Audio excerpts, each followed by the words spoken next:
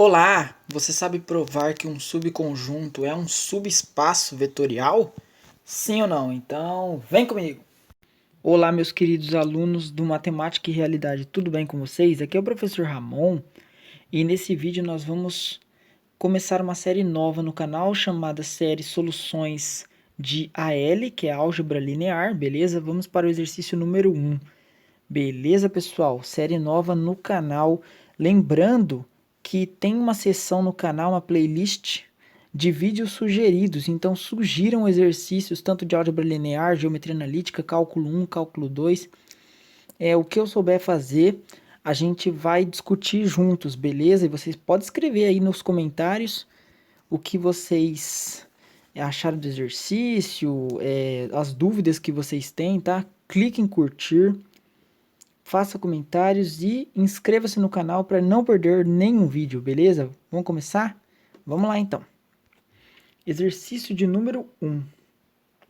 Dado o subconjunto de R3, onde R3 é R, cartesiano R, tá? É o espaço cartesiano que a gente chama dos eixos x, y e z. Verificar se é subespaço vetorial de R3. O conjunto S igual. Esse conjunto são os pontos do R3, tá certo? Os pontos da forma x, y, z. De tais que a primeira coordenada é igual a 4 vezes a segunda coordenada e a terceira coordenada é igual a 0. Tá bom, pessoal? Verifique se é um subespaço vetorial de R3. Beleza, pessoal? Então pause o vídeo e tente fazer que nós voltamos com a nossa querida solução. E aí, pessoal, conseguindo fazer? Então vamos lá. Vamos para a nossa resolução. Então vamos lá. Para estudarmos a álgebra linear, é necessário saber algumas definições e resultados, que são os queridos teoremas. Beleza? No caso do exercício, é preciso saber qual a definição de um subespaço vetorial. Então, pessoal, para a gente estudar álgebra linear, a gente tem que ter noção, ou matemática como um todo, a gente tem que ter noção que tem definições, tem teoremas, tá certo? Tem resultados que a gente usa, né? Essa palavra teorema, por exemplo, lembra o teorema de Pitágoras, é um resultado que a gente usa, é um teorema, na verdade, que a gente usa para mostrar que a hipotenusa ao quadrado é igual à soma dos quadrados medidos dos catetos lá, lembra? Então, na álgebra linear tem definições e resultados, que são os teoremas. A gente precisa saber qual é a definição de subespaço vetorial. Qual que é a definição? É um subconjunto de um espaço vetorial, que é aquele espaço que tem aquelas 8 propriedades, para quem estudou espaço vetorial sabe do que eu estou falando, e que ele mesmo é um espaço vetorial. A gente vai usar um teorema muito importante do subespaço vetorial que fala que um subconjunto é um subespaço vetorial se e somente se, vale a ida e a volta, ele for fechado em relação às operações de adição e multiplicação por escalar. Operações de adição e multiplicação por uma constante, tá, pessoal? Isso significa que, dados dois elementos do subespaço e um escalar, geralmente um número real, nós temos que o elemento 1 mais o elemento 2 também está no subespaço e o escalar vezes o elemento 1 também está no subespaço, tá? Essa linguagem dado significa que tomamos dois elementos genéricos do conjunto. Então, a ideia é a seguinte. Então, se eu provar, vale ser somente ser, então vale em particular vale a volta. Se eu provar que ele é fechado em relação às operações de ação e multiplicação por escalar, ou seja, se eu provar que tomando dois elementos desse subespaço e um escalar real, a gente mostra que a soma desses elementos também está no subespaço e o escalar vezes o elemento 1 está no subespaço, significa que o subconjunto é um subespaço vetorial de fato do conjunto maior, do espaço vetorial maior. Tá? Dado significa que devemos tomar dois elementos genéricos. A gente vai ver como faz isso devagarinho, tá? Com essas duas condições satisfeitas, conseguimos mostrar que o subconjunto é de fato um subespaço vetorial. Então, vamos à ação. Então, vamos lá. Nós temos o espaço S, que é os pontos do R3, tal que a primeira coordenada é a 4 vezes a segunda e a terceira coordenada é 0. Observe que ao tomar dois elementos genéricos desse conjunto, tomaremos dois vetores de R3 da forma. Eles são dessa forma aqui. Ela tem a primeira coordenada, a segunda e a terceira, tá bom? Um vetor de 3 coordenadas. Ao ser tomado, o escalar é um número real, tá?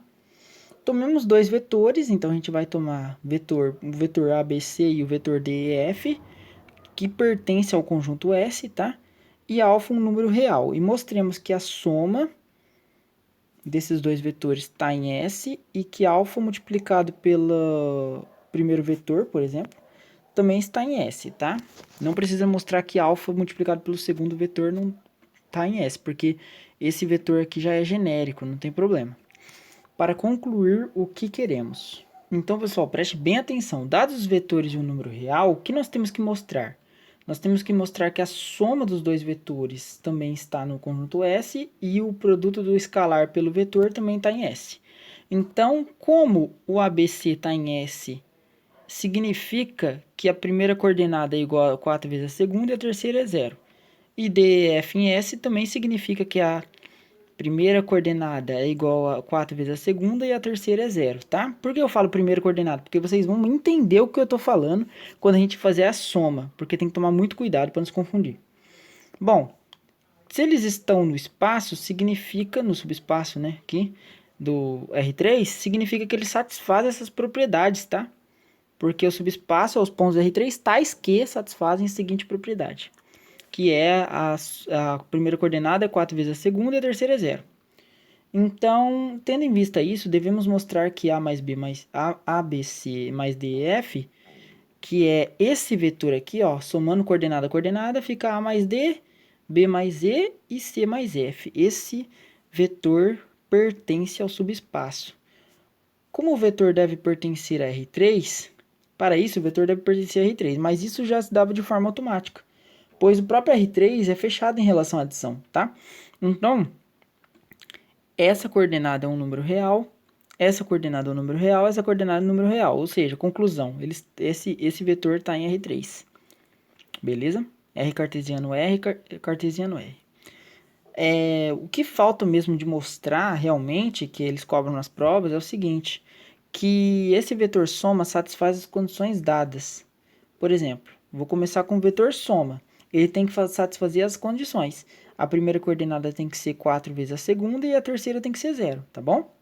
Então, cuidado nessa parte, pois podemos pensar que o x está fazendo o papel de A ou D, ou tanto faz, né? Mas não, o vetor soma tem a primeira coordenada A mais D e a segunda coordenada B mais E. Devemos colocar na expressão por completo e verificar se a primeira coordenada é igual a 4 vezes a segunda coordenada, tá? Será verdade isso? Vamos desenvolver, ó.